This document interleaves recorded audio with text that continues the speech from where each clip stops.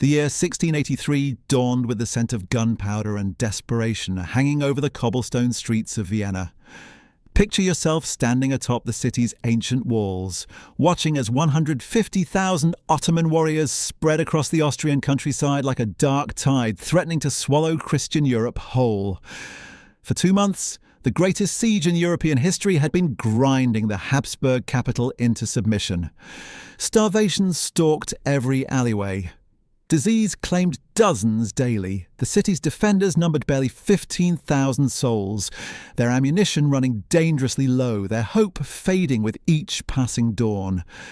The mathematics of destruction seemed inevitable. Sultan Mehmed IV's Grand Vizier, Kara Mustafa, commanded an army larger than most European capitals.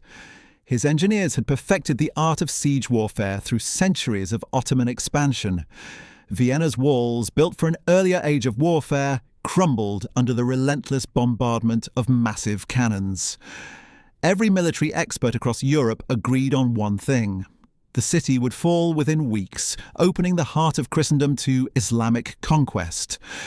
Yet on September 12th, something extraordinary happened that military historians still struggle to explain.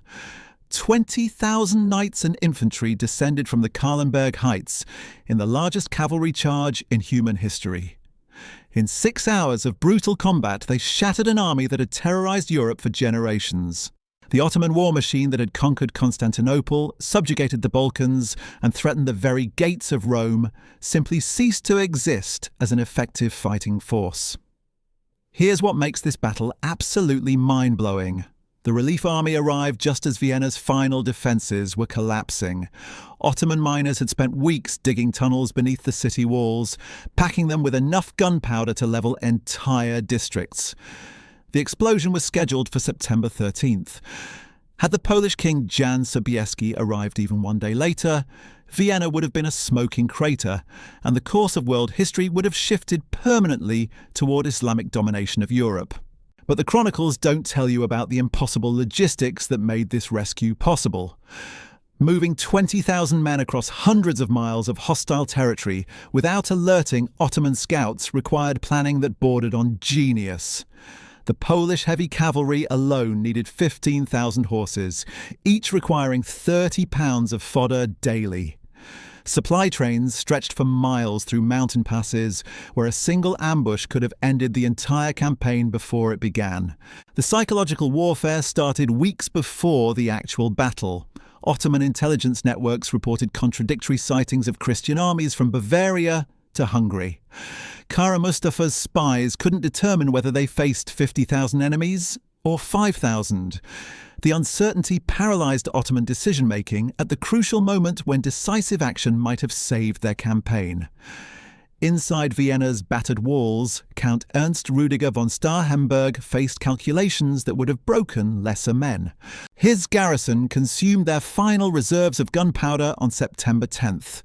The city's bakeries had run out of grain a week earlier. Civilians were eating leather belts, boiled tree bark, anything that might sustain life for another day. Medical records from the siege describe scenes that haunt the imagination. Children too weak to cry lying in streets where their parents had died from starvation. Wells contaminated with corpses producing water that killed more than it sustained. Yet Starhemberg maintained discipline through sheer force of personality. When civilian leaders approached him about surrender negotiations, he reportedly drew his sword and declared that any man who spoke of surrender would find himself sure to buy a head. This wasn't mere bravado. The Count understood what Ottoman occupation would mean for Vienna's population. Historical records from conquered cities painted the picture in brutal detail. Mass enslavement, forced conversion, the systematic destruction of every institution that defined Christian civilization. The Ottoman siege works themselves represented military engineering on a scale that dwarfed previous campaigns. Kara Mustafa's engineers had constructed a network of trenches, earthworks and gun emplacements that stretched for miles around Vienna's perimeter. Their artillery park included cannons weighing over 30 tons, siege mortars capable of lobbing 700-pound stone balls over the city walls, and specialised mining equipment designed to collapse fortifications from underground. Modern archaeological surveys reveal the staggering scope of Ottoman preparations. They'd built permanent camps capable of housing 150,000 men through winter. Supply depots contained enough food and ammunition for a siege lasting 2 years. The logistics train extending back to Constantinople included over 200,000 camels, horses and oxen, carrying everything from cannonballs to coffee for the Sultan's personal consumption. What the Ottoman commanders failed to anticipate was the speed of Christian mobilization. Pope Innocent XI had been working for months to forge the Holy League between Austria, Poland and Venice. His diplomatic efforts transformed what should have been isolated resistance into coordinated European response. The papal treasury funded Polish cavalry that couldn't afford their own equipment. Venetian ships interdicted Ottoman supply lines in the Mediterranean. Austrian engineers shared intelligence about Vienna's defensive weaknesses that helped Sobieski plan his approach routes. The march itself defied every principle of the 17th century military logistics. Sobieski's army covered 300 miles in 3 weeks, while maintaining combat readiness. They crossed mountain ranges where summer snow still blocked traditional routes. Rivers swollen by autumn rains threatened to separate cavalry from infantry at critical moments. Ottoman light cavalry harassed their flanks constantly, picking off stragglers and burning supply wagons whenever the opportunity arose. But here's what military historians find most remarkable about the relief expedition. Sobieski maintained absolute operational security despite commanding troops from 6 different nations speaking 4 languages. German infantry marched alongside Polish cavalry. Austrian artillery served beside Hungarian light horse. Bavarian pikemen coordinated with Franconian musketeers. The potential for confusion, miscommunication, and tactical disaster was enormous. The king himself embodied the crusading spirit that motivated this impossible coalition. At 54, Jan Sobieski was past the age when most commanders retired from active campaigning. His body bore scars from dozens of battles against Ottoman forces. He'd spent his entire adult life fighting the seemingly inevitable expansion of Islamic power into Christian Europe. For Sobieski, the Siege of Vienna represented more than military strategy. It was the culmination of a lifelong struggle to preserve Polish independence and Christian civilization itself. As the relief army approached Vienna, Ottoman confidence began wavering for the first time since the siege began. Kara Mustafa's scouts brought increasingly disturbing reports. Christian forces were massing in the Wienerwald forests north of the city. Their numbers appeared larger each day. More troubling, Ottoman attempts to intercept and destroy these forces had failed repeatedly.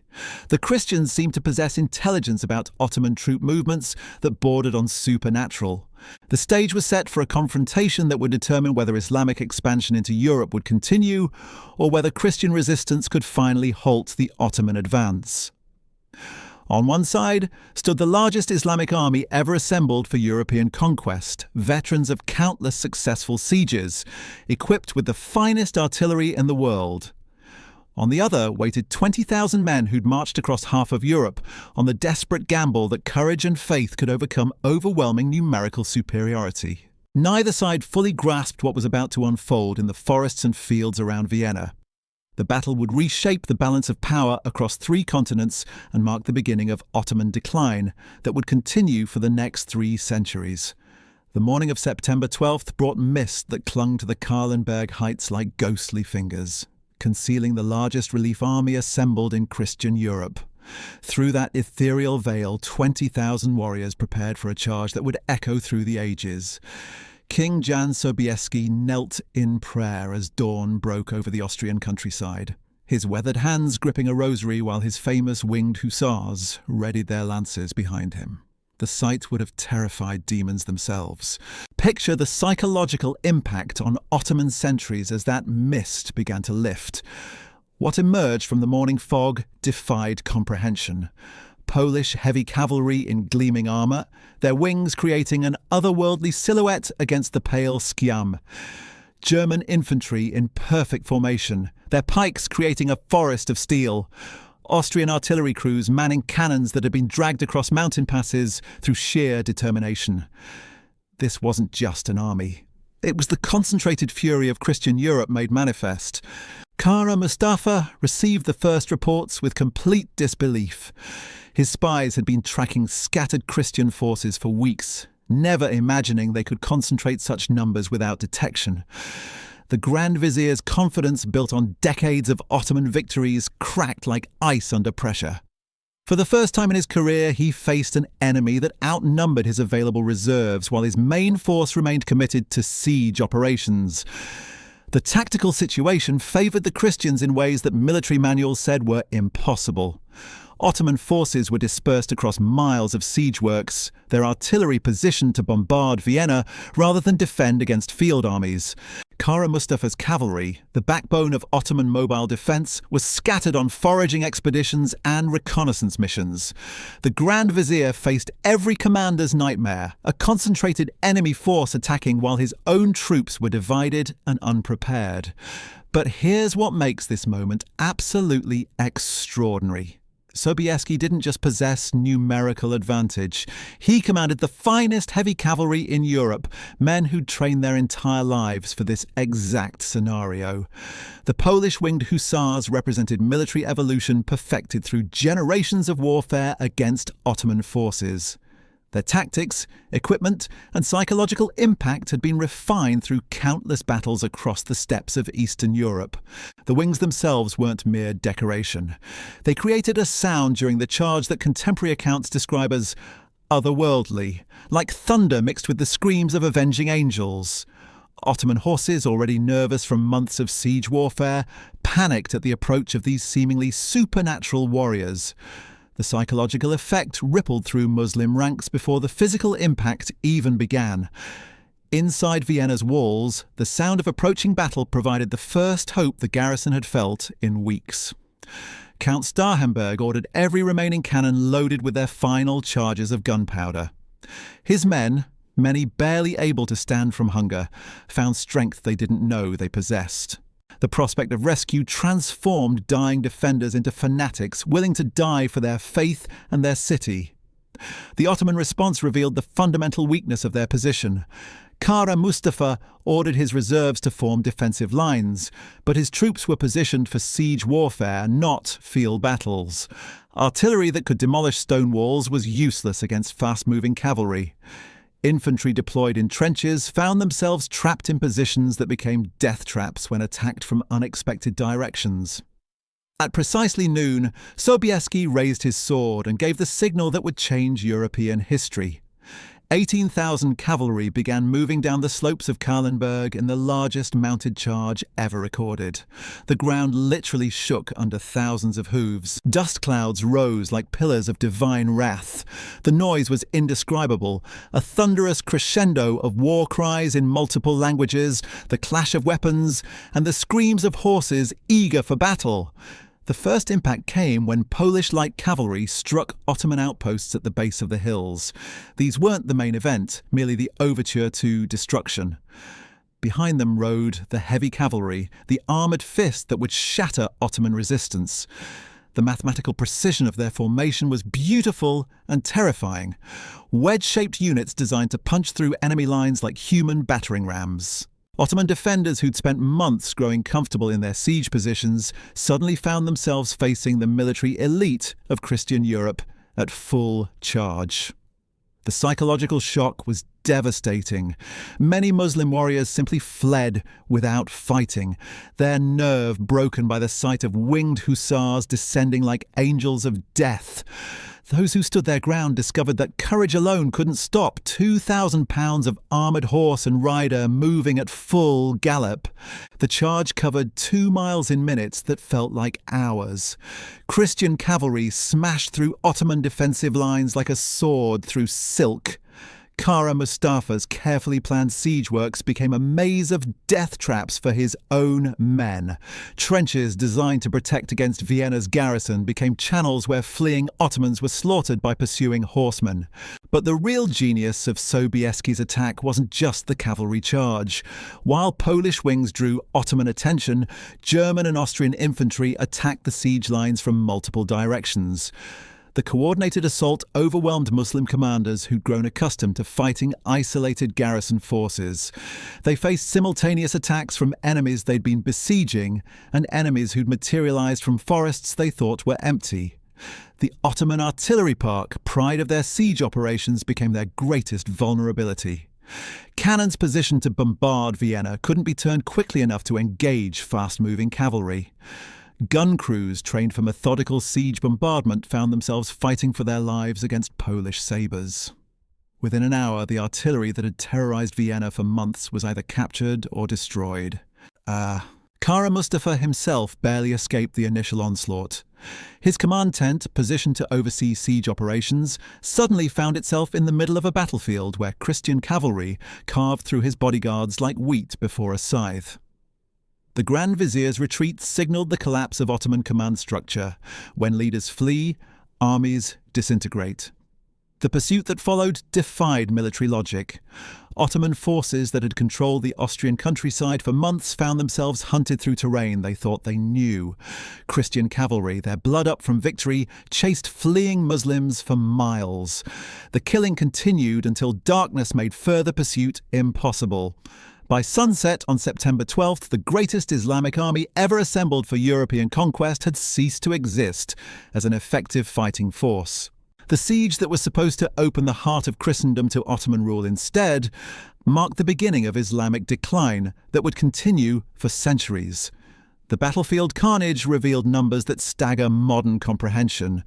Of the 150,000 Ottoman warriors who had arrived at Vienna's gates in July, fewer than 40,000 would see Constantinople again.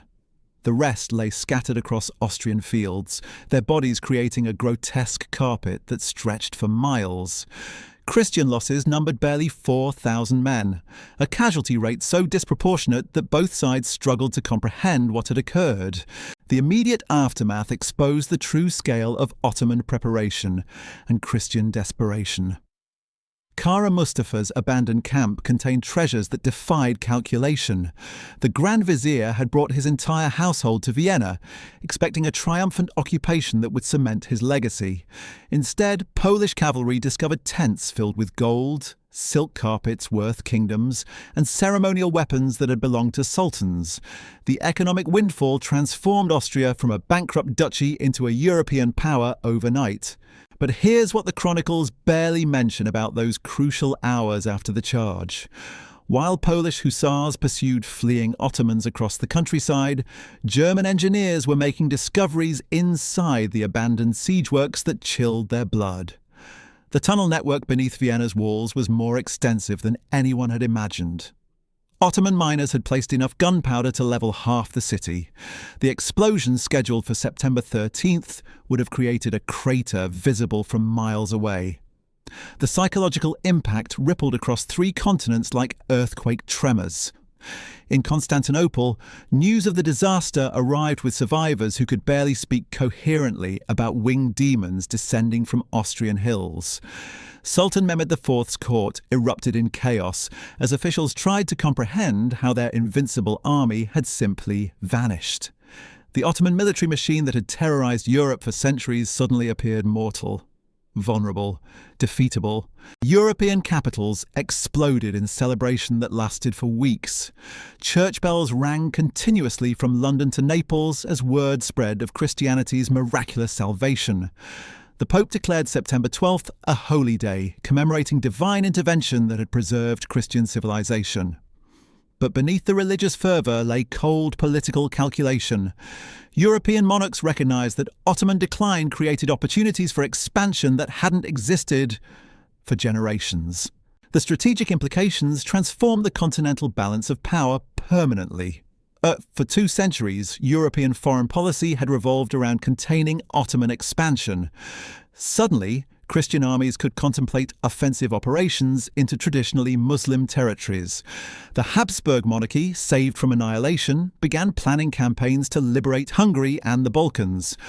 Polish confidence soared as Sobieski's victory proved their military superiority over Islamic forces, yet the human cost of Ottoman defeat extended far beyond battlefield casualties. Across the vast Ottoman territories, news of Vienna's failure triggered rebellions that had been simmering for decades. Greek Christians in the Peloponnese rose against their Muslim overlords. Serbian nobles who had accepted Ottoman rule began secret negotiations with Austrian diplomats. The empire's Christian subjects suddenly believed liberation was possible.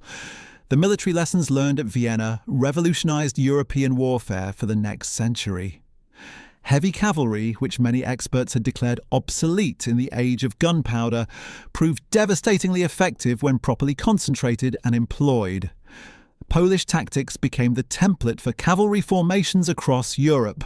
The psychological impact of mounted charges, demonstrated so dramatically by the winged hussars, influenced military thinking well into the Napoleonic era. Kara Mustafa's fate illustrated the brutal realities of Ottoman politics when campaigns failed. The Grand Vizier, who had promised his Sultan the conquest of Christian Europe, found himself facing execution within months of his retreat. Ottoman court records describe his final days with clinical precision. Stripped of rank, tortured for information about his failures, finally strangled with a silk cord, as befitted his former status. The message to future commanders was unmistakable. Victory brought glory, defeat brought death. Defeat. The technological gap revealed at Vienna shocked Ottoman military experts who had considered their army superior to any European force. Christian artillery proved more mobile and accurate than Islamic cannons. European small arms demonstrated better range and reliability than Ottoman muskets. Most disturbing, Christian coordination between different military branches exceeded anything Muslim commanders had achieved. The tactical superiority that had driven Ottoman expansion for centuries had somehow reversed. Inside Vienna's liberated walls, civilian survivors described scenes that bordered on the supernatural. People who had been preparing for death suddenly found themselves celebrating life. The city's remaining food supplies, hoarded for final resistance, became feast ingredients for victory banquets. Children who hadn't laughed in months filled the streets with joy that contemporary accounts describe as infectious, spreading through the population like divine grace. The diplomatic consequences reshaped alliances across Europe within weeks of the battle. The Holy League that had barely held together during the siege crisis suddenly became the foundation for sustained Christian offensive operations. Papal gold flowed freely to support campaigns against Ottoman territories. Venetian fleets prepared for assaults on Muslim-controlled islands in the Mediterranean. The defensive coalition had transformed into an aggressive alliance aimed at rolling back centuries of Islamic expansion. But perhaps the most profound impact occurred in the realm of European consciousness itself. The Siege of Vienna had represented existential threat to Christian civilization. Its failure marked the moment when Islamic expansion into Europe definitively ended. Future generations would look back on September 12th, 1683, as the day when the tide of history reversed, when the seemingly inexorable advance of Ottoman power finally met an immovable Christian defense. The economic transformation of Central Europe accelerated rapidly in the months following victory. Austrian territories that had been devastated by Ottoman raids suddenly became attractive to merchants and settlers. The captured Ottoman treasure funded reconstruction projects that rebuilt entire regions. Polish prestige attracted investment from across the continent as European financiers recognized the shift in military balance. Trade routes that had been disrupted by constant Ottoman threats reopened almost immediately after Vienna's liberation. Merchant caravans that had avoided Central Europe for decades began flowing through Austrian territories. The economic revival generated tax revenues that funded further military expansion, creating a virtuous cycle of prosperity and power that would characterize Habsburg domains for the next century. The religious dimension of victory resonated throughout Christian communities worldwide. Missionary activities in Ottoman territories increased dramatically as European churches sensed opportunity in Islamic weakness. The psychological impact on Christian minorities within the Ottoman Empire was profound. Communities that had endured centuries of dhimmi status suddenly believed their liberation was imminent. Yet the Ottoman Empire's response to defeat demonstrated the resilience that had sustained their power for centuries. Rather than collapsing entirely, Muslim leadership began implementing military reforms designed to match European innovations. The Janissary Corps underwent modernization programs. Artillery production increased using captured European designs. The empire's decline would be gradual rather than catastrophic, stretching across generations rather than years. The individual stories of heroism at Vienna became legends that inspired European literature for centuries. Polish cavalry officers who had charged impossible odds became folk heroes. Austrian defenders who had held crumbling walls against overwhelming forces entered national mythology. King Jan Sobieski himself achieved almost saintly status in Polish memory, the saviour who had preserved Christian civilization through personal courage and tactical genius. Modern military historians continue debating the precise factors that made the Christian victory possible. Some emphasize superior European logistics and coordination. Others point to Ottoman overconfidence and tactical mistakes. The most compelling explanations combine multiple causes: European desperation that generated unprecedented unity, Polish military excellence that peaked at the crucial moment, and Ottoman strategic errors that created vulnerability at the worst possible time. The technological innovations pioneered during the Vienna campaign influenced military development across Europe for decades. Improvements in cavalry equipment, artillery mobility, and combined arms tactics spread rapidly through European armies. The lessons learned in those desperate September days became the foundation for military reforms that would eventually carry European power to every corner of the globe. The aftermath of Vienna's liberation revealed strategic consequences that would reshape the balance of power across 3 continents for generations. Within days of Kara Mustafa's catastrophic retreat, European monarchs began receiving intelligence reports that painted a picture of Ottoman vulnerability unprecedented in living memory. The empire that had terrorized Christian Europe for centuries suddenly appeared fractured, its military prestige shattered, its territories ripe for reconquest. But here's what most historians overlook about those crucial weeks following the battle. The real victory wasn't just military, it was psychological warfare on a continental scale. News of the Ottoman defeat spread through European cities faster than official dispatches could travel. Merchant networks, church hierarchies, and diplomatic channels all carried variations of the same impossible story. 20,000 Christian warriors had destroyed the largest Islamic army ever assembled for European conquest.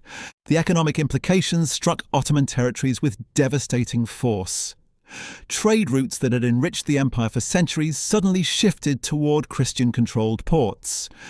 Merchants who had paid tribute to Ottoman authorities began negotiating with Habsburg officials instead. The financial hemorrhaging threatened the Sultan's ability to fund future military campaigns just when European enemies were preparing coordinated offensives. Inside Constantinople, the political earthquake triggered by Vienna's failure created opportunities that European diplomats exploited ruthlessly. Ottoman court factions that had supported Kara Mustafa's aggressive European policies found themselves isolated and vulnerable. Conservative elements who had warned against overextension suddenly gained influence over imperial decision-making. The empire's strategic focus began shifting from expansion to survival.